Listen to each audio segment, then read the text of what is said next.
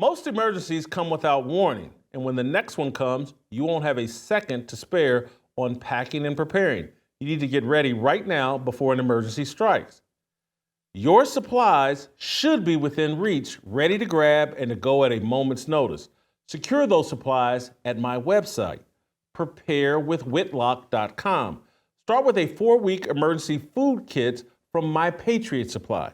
Helping millions of American families prepare since 2008, My Patriot Supply are the experts in all things self-reliance. Their 4-week emergency food kits offer over 2,000 calories every day. Protected by heavy-duty 4-layer packaging, these kits last up to 25 years in storage. These delicious foods are sealed inside rugged buckets with handles designed to grab in a hurry. Go to preparewithwhitlock.com and get as many food kits as your family needs for $50 off each. They will ship fast and free in unmarked boxes. Save $50 per kit at preparewithwhitlock.com. That's preparewithwhitlock.com. I have these myself. You guys need to be prepared.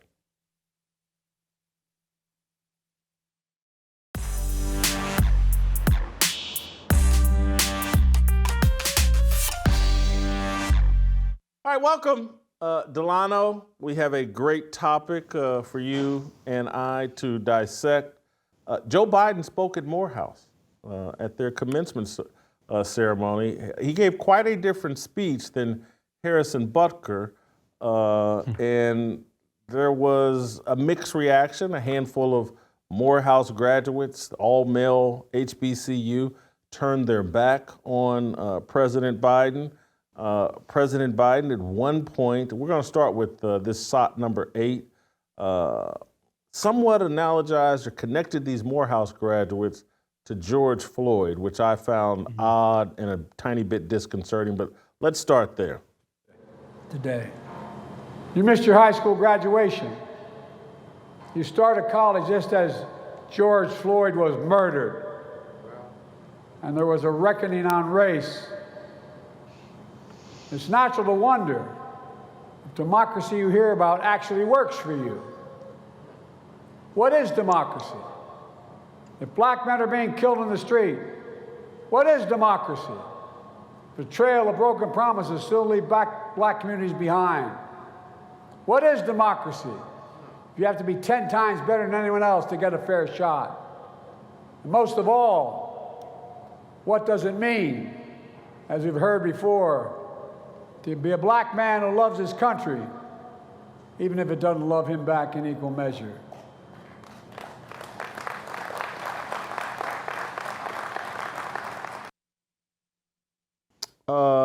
I kind of like that. That was a very muted applause. And I think it's an indication of people like, hey man, this guy don't even believe this. He's just reading from a prompter. And maybe we've moved past the point where we don't even believe it. 10 times better just to get a shot? Holy cow. I didn't know I had to be 10 times better just to get a shot. And just any George Floyd and in any way connecting it to college kids, because, you know, of all these police shootings, I've yet to see a college grad, in my view, get shot. George Floyd was not a college grad. But anyway, Joe Biden took the stereotypical Democrat liberal talking points to Morehouse, and they were not greeted the way I don't think he and his crew anticipated. Your thoughts?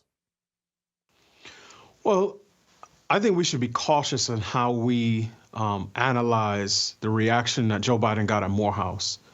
And I say that for one main reason, because I can't pinpoint the specific reason, particularly from the graduates, from the young men who are finishing up at Morehouse. I can't pinpoint specifically why they were less than enthusiastic about parts of his speech. And I'm always cautious when people reach the right conclusion, but for the wrong reasons. I'll give you a perfect sort of parallel here. I think of the rise and fall of BLM in a similar way, right? Which people were talking about the issues with Black Lives Matter since its inception, looking at the fact that it was against the nuclear family, and it talked more about being sort of trans affirming and queer affirming than it did about police violence, at least in its principles. And no one really listened to that until BLM fell into, trouble for its financial mismanagement. And then it was safe for everybody to exit sort of the BLM train.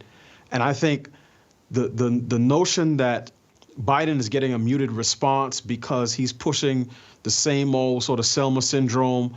Oh, the country hates you. We're but 2 steps from the plantation. I don't think that's it. I think a lot more of this has to do with the issues around the war in Israel, between Israel and Hamas, and the sort of protests that have been taking place on college campuses. And I feel like there was talk that Morehouse may have a similar protest. My sense is it's much more about that than it is, the young black men at Morehouse sort of getting tired of this sort of standard dog and pony show from Democrats. It basically says, I am your protector. And if it wasn't for me and the Democrat Party, then all of you could end up like George Floyd. And I think that's what Democrats push. When he went to Howard last year, I want to say it was last year for the commencement at Howard University, he was talking about white domestic terrorism being the biggest threat to the black community. And I think he's doing the same thing today. And my sense is that the muted reaction has a lot more to do with a war a world away than it has to do with the frustrations of black men domestically. Wow. What I find sad about that is I think you may be right. And that these guys think that Hamas is more important and more central to them than the president of the United States coming to them on their graduation day saying, it's going to be 10 times harder out here and this country doesn't love you. And oh my God, you're going to have to walk uphill to work, forward and backwards in rain, sleet, snow. I think you're right. And the other reason I think that is because Morehouse, like a lot of HBCUs, but Morehouse in particular, I know personally, having had a friend of mine's son just recently graduated from Morehouse. Morehouse is about as LGBTQ affirming as an all-male school can be. And I mean, it's run by the alphabet mafia. And, so I want to play I want to play SOT number 12. This is actually, I think, where they show some of the students turning their back on Joe Biden, and then we'll reassess your very interesting take. Again, let's play this clip.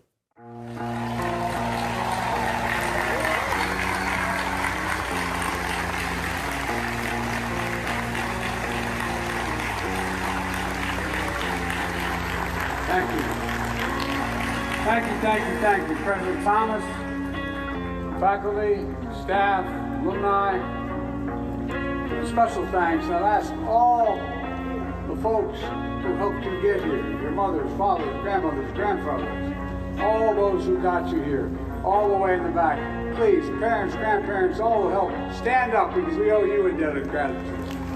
All the family. Joy, a day earned, not given. We gather on this Sunday morning because if we're in church, perhaps it would be this reflection. It would be a reflection about resurrection and redemption. Remember, Jesus was buried on Friday, and it was Sunday. On Sunday, he rose again. But we don't talk enough about Saturday when his disciples.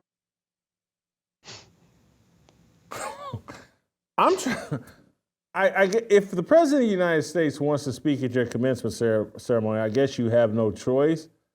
But wow, he's just an ineffective public speaker. I guess that's as politely as I could say it.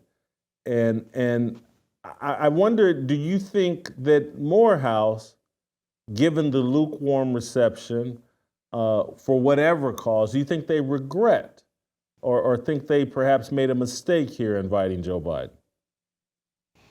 No, I don't think that. I think if you had seen the types of more vocal, demonstrative protests that you've seen at other places, If you saw students walking across the stage and ripping up their diplomas, if you saw chants, if you saw them unfurling Palestinian flags, I think that may be a cause for the university to regret inviting the president.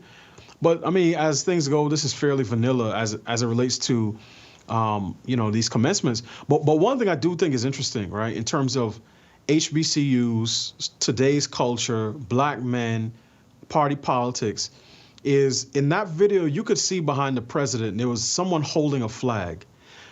It was sort of a light blue flag with a diagonal red stripe and I think a yellow star. That's the flag of the Democratic Republic of Congo. Now, I believe that there is, some civil strife going on in Congo right now. I'm not sure. I want to say it's directed towards sort of Congolese Christians, but I can't say that for 100% certainty. But I'm not sure why someone is holding a Congolese flag at Morehouse's commencement. And this is not to diminish sort of the events going on in other countries, right? Because we're all image bearers of God.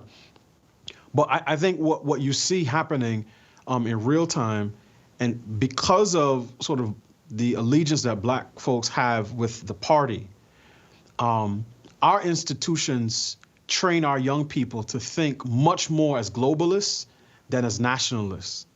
And I've heard you sort of unpack this distinction, even in terms of sports. This was a couple years ago. I think you were still on Speak for Yourself, where you were saying the NBA is a globalist league and the NFL is a nationalist league, right? The NFL is about sort of these rivalries between cities, between Pittsburgh and Baltimore, between franchises. And the NBA is all about growing the game in China and sub-Saharan Africa and in Europe and so on and so forth. And it's not to say there's anything wrong with the latter, but what you end up doing is prioritizing the interests of other people outside of your own country, community, nation, so on and so forth. And I think even as it relates to issues of sort of race and progress, a lot of these Morehouse guys think much more in terms of, again, what's happening in Gaza than what's happening, in Atlanta or New Orleans or Baltimore or DC or Philadelphia. And the president understands that, which is why he knows George Floyd would resonate much more with those young men than the name of Sequoia Turner, who was shot and killed while she was in a car with her mother during the BLM protests in 2020 when they approached some sort of man-made barricade and somebody shot into their car, right? So I think we're seeing that in real time. And I think one of the things that's going to end up happening is that there's going to be a reckoning between the sort of educated black elite who think much more globally and the more working class sort of everyday black man and woman who I think are much more likely to think nationally, think about their own community. And this barbershop revolution, which I've called it in other venues, I think is far overdue because a lot of these guys are completely a lot of the college graduates are completely out of touch with their own community. And I think I've said this to you, Jason, before. When I talk or write or tweet about things sort of pro-family, traditional family, the guys who give me the most pushback are not the guys in the barbershop who may have 5 kids by 3 women, who may have gone to serve, a stint in prison or so on and so forth, whose lives don't look perfect on paper. It is almost always the guys I went to school with who live and embody the values that I promote, who have a wife and 2 children and a dog and a white picket fence in the suburbs. But as soon as you say, hey, we need to focus on this, they hear we need to take a focus off of white people and white supremacy. And they do not like that, and they cannot abide that for any reason at any time. And I'll play this next clip, and it seems Joe Biden and his handlers know this, and that's why he shows up at a Morehouse to deliver. This is SOT number 9, where Joe Biden starts arguing about Republicans erasing history, and let's play that clip. In America, we're all created equal. Extremists close the doors of opportunity. Strike down affirmative action. Attack the values of diversity, equality, and inclusion. I never thought when I was graduating in 1968, as your honoree just was, we talked about, I never thought I'd be a president at a time when there's a national effort to ban books. Not to write history, but to erase history. They don't see you in the future of America, but they're wrong. To me, we make history, not erase it. We know black history is American history.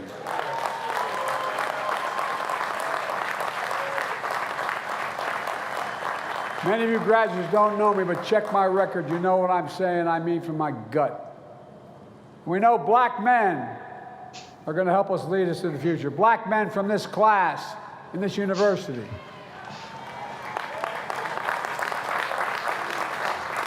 But graduates, this is what we're up against. Extremist forces. Yeah, Joe Biden's going to make history. He wanted his kids to avoid the racial jungle. He signed his crime bill. A lot of people credit for incarcerating a lot of black men. Joe Biden is going to make more history. I'm sitting here and I hear your argument that the muted support maybe has a lot to do with Hamas. But again, you got graduates there, but you probably got more family members there in support of the graduates.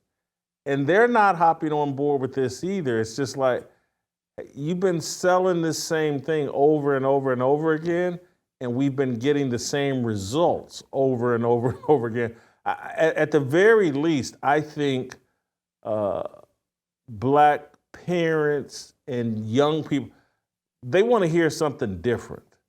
And if you just come with the same old, you're going to eventually get like, hey, man, this is the same old.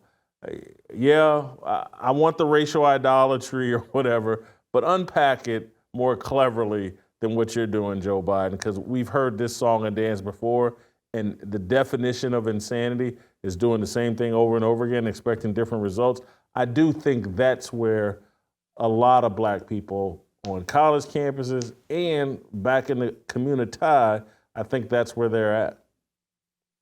But I heard what you said just now, Jason, and I picked up on something, right? And I think, again, Joe Biden is a bad messenger for this because of his age, and he just doesn't have his fast. He's gone from Randy Johnson to Phil Necro, right? So he can't even throw a good curve. It's just straight knuckleballs, 55 miles an hour. I do think if it was a more effective spokesman, and somebody like Jamal Bowman, a congressman from New York, or Cori Bush, who was pushing the same race narratives with more energy and more vigor and who's more believable, I think you would probably see a different reaction. But you're right, nobody believes him. And you can tell when his speechwriter said, okay, emphasize this particular point, because the B-12 shot really kicks in.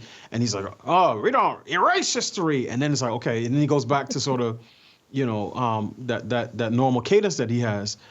So I think part of it is the messenger and the delivery of the message. I do think it's important to note that when he talks about, quote unquote, banning books, there's no book bans because you can still get the books he's talking about online. But the books that parents have raised the most issues with are ones that promote graphic images of not just sexual activity, but sometimes sexual abuse, and push those books into K through 12 classrooms. And that's what a lot of parents don't like. And I think parents should make their voices known there. So I'm not sure why any Morehouse man would want his kid, reading some book, showing one guy engaging in explicit sexual acts with another guy. To me, that those things don't belong in a classroom. But there is one thing that I want to say, and I think this is very important, because he mentioned black men and how black men, you and I are going to write history together. And this, to me, by far, is the phoniest part of the entire speech. And I think this is where I would sort of focus in on.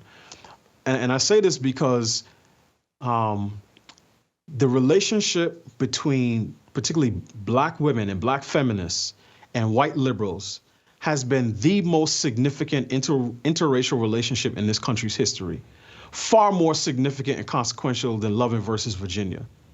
And in that sort of setup, black men are relegated and politically cucked, if you will, to side pieces in their own house.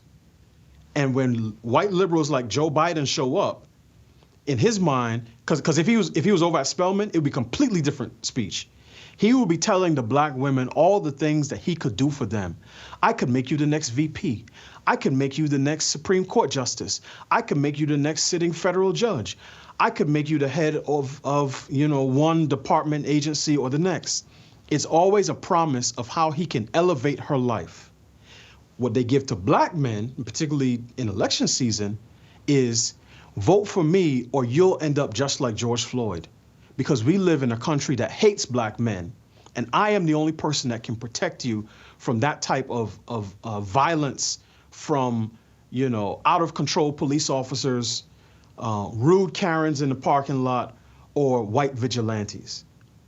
And that is the key difference between how Democrats message to black women and how they message to black men. And it's important because what they do, they create a wedge between the two, which sort of works itself out in some of the gender wars that you see online, because they act as another man promising benefits and resources to black women. And in the 60s, those resources oftentimes were more government benefits, social welfare spending, TANF, public housing, so on and so forth. But in the 2020s, it's access to the C-suite and positions of power and leadership. Delano, we've run out of time, but I'm going to preview. I'm going to try to get you back later this week, if not tomorrow, because where this conversation is taking me, I want to ask you, and you got time to marinate 24 hours or 48 hours. This conversation is making me debate, like, if I were a parent, would I rather send my kid to Benedictine College or an HBCU if I were a black parent? And because if you send them to a HBCU, it's going to be LGBTQ affirming. If you send them to Benedictine College, it's going to be far more biblical and far less LGBTQ affirming. Where would you rather go? Don't miss a second of Fearless. Hit that like button and subscribe to keep up with our latest content.